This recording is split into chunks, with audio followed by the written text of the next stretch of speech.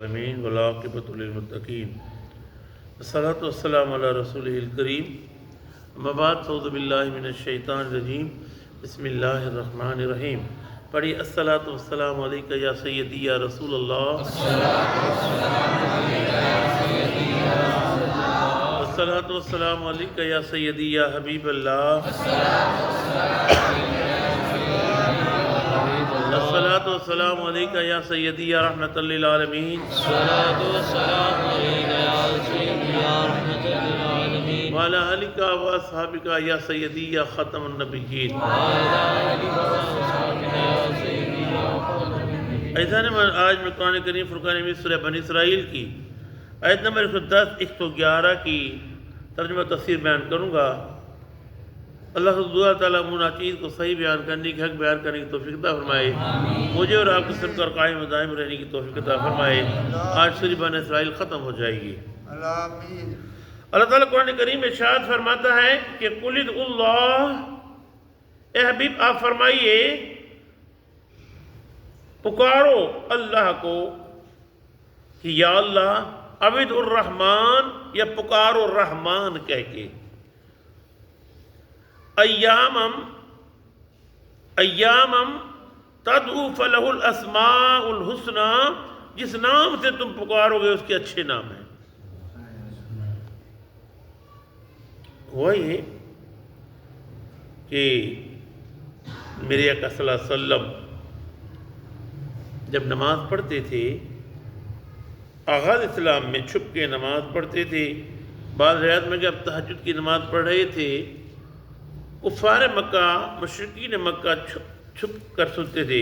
ابو جہل بھی سننے لگا، آپ عرض کرتے تھے، دعا مانگتے تھے، یا اللہ تو رحمان بھی ہے، یا اللہ تو رحمان ہے۔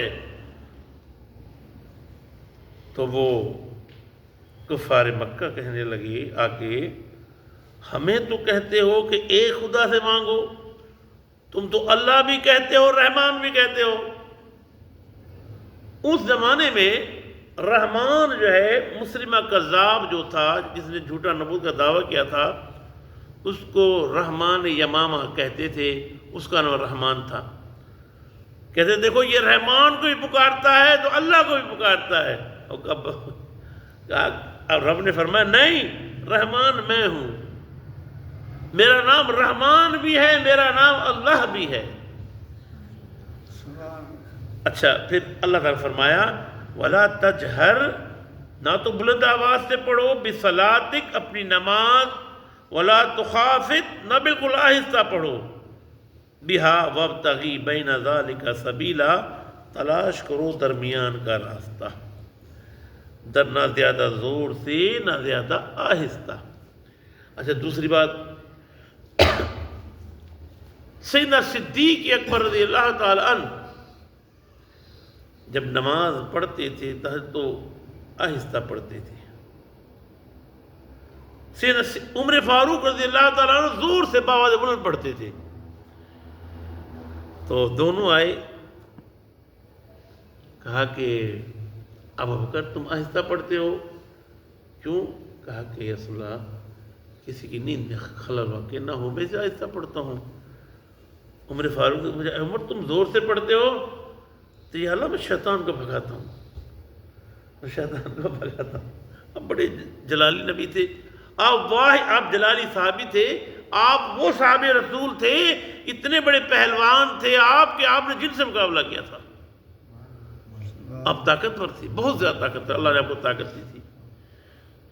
تو میرے آقا نے فرمایا ابو بکر نہ تم زیادہ آہستہ پڑھا کرو، عمر تم نہ زیادہ زور سے پڑھا کرو، درمیانے راستے پڑھا کرو، درمیانے پڑھا کرو۔ یہ وہ آیتیں ہیں جبکہ میرے آقا کے پیچھے انہوں نے بات کی۔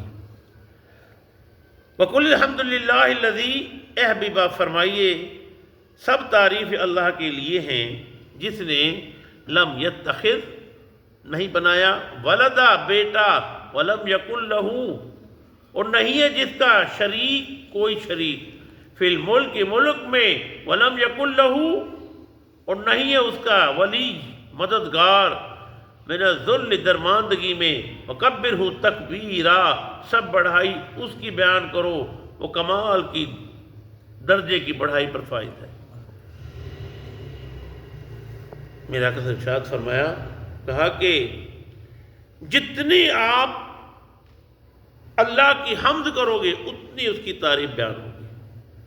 کہا سب سے افضل ذکر جو ہے الحمدللہ ہے، اور سب سے بڑا ذکر لا الہ الا اللہ ہے۔ کہا کہ یہ ذکر کیا کرو۔ میرے آقا نے ارشاد فرمایا 4 لفظ ایسے ہیں جن کا بڑا اجر و ثواب ہے۔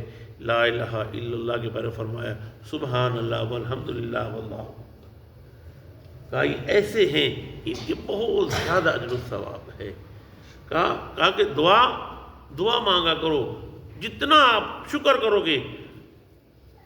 کہا کہ جو بندہ مقام کمال پہ پہنچا ہوا ہے لیکن عاجزی کا مقام اس کا یہ ہے کہ پھر بھی روتا ہے، عرض کرتا ہے یا اللہ میں گناہ گار ہوں، یا اللہ مجھے معاف کر دے۔ میرے آقا نے درس دیا، ایک دن تو میرے آقا پوری رات نوافل میں کھڑے رہے، پڑھتے رہے۔ صبح فجر کی نماز میں جب واپس آئے تو بی بی عائشہ صدیقہ رضی اللہ عنہا نے دیکھا آپ کے پیر پہ ورم آ چکا تھا، پیر میں سے خون رس رہا تھا۔ آپ عرض کرنے لگی یا رسول اللہ کیا اللہ نے آپ کو معاف نہیں کر دیا؟